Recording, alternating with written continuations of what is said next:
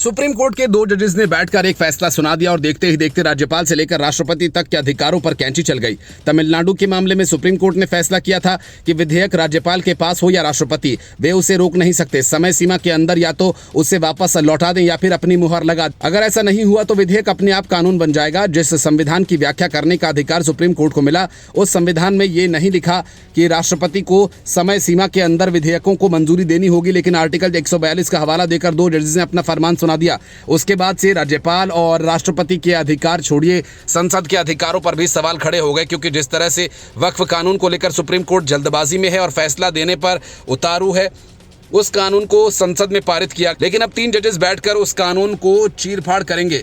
ऐसे में सवाल ये कि जब सुप्रीम कोर्ट ही सर्वोपरि है तो फिर संसद में देश की जरूरत ही क्या है।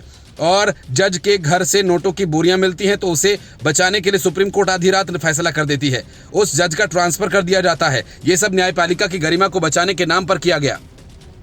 लेकिन सांसद और देश के राष्ट्रपति की गरिमा की धज्जियां 2 या 3 जज मिलकर के सरेआम उड़ा रहे हैं। कोलेजियम के नाम पर भाई भतीजावाद का खेल चल रहा है। सुप्रीम कोर्ट ने अपनी बहुत सारी हदें एक साथ तोड़ दी, इसलिए वक्त सुप्रीम कोर्ट पर लगाम लगाने की जरूरत आ गई है। संसद में इस बात को लेकर आगे बात उठेगी। यही वजह है कि उपराष्ट्रपति जगदीप धनखड़ के बाद अब बीजेपी के एक नेता ने भी सुप्रीम कोर्ट के उसके हालिया फैसले को लेकर सवाल उठाए। बीजेपी नेता ने कहा कि अगर सुप्रीम कोर्ट ही कानून बनाता है तो संसद को बंद कर देना चाहिए। बीजेपी सांसद निशिकांत दुबे ने सोशल मीडिया प्लेटफॉर्म एक्स पर एक पोस्ट में सवाल उठाया। निशिकांत दुबे ने यह टिप्पणी ऐसे समय में की जब उपराष्ट्रपति जगदीप धनखड़ ने भी सुप्रीम कोर्ट के एक फैसले पर नाराजगी जताई। सुप्रीम कोर्ट ने राष्ट्रपति के विधेयकों पर फैसला लेने की समय सीमा तय की थी।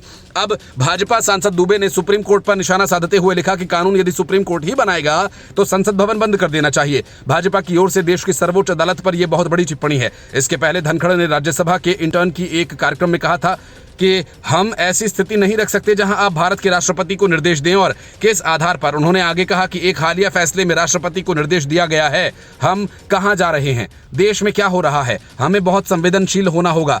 ये किसी के रिव्यू फाइनल करने या न करने का सवाल नहीं। हमने इस दिन के लिए लोकतंत्र की सौदेबाजी नहीं की। राष्ट्रपति को समयबद्ध तरीके से निर्णय लेने के लिए कहा जा रहा है, और यदि नहीं तो कानून बन जाता है। इसका मतलब है कि अगर राष्ट्रपति किसी बिल पर तय समय में फैसला नहीं लेते हैं तो वे अपने आप कानून बन जाएगा। धनखड़ ने यह भी कहा कि तो हमारे पास ऐसे जज हैं जो कानून बनाएंगे, जो कार्यकारी कार्य करेंगे, जो सुपर पार्लियामेंट के रूप में कार्य करेंगे, और बिल्कुल कोई जवाबदेही नहीं होगी क्योंकि देश का कानून उन पर लागू नहीं होता। उनका कहना है कि जज कानून बनाने लग जाएंगे तो कार्यपालिका का काम भी वे ही करेंगे।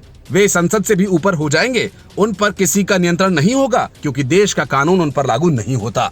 Bureau report, news of India.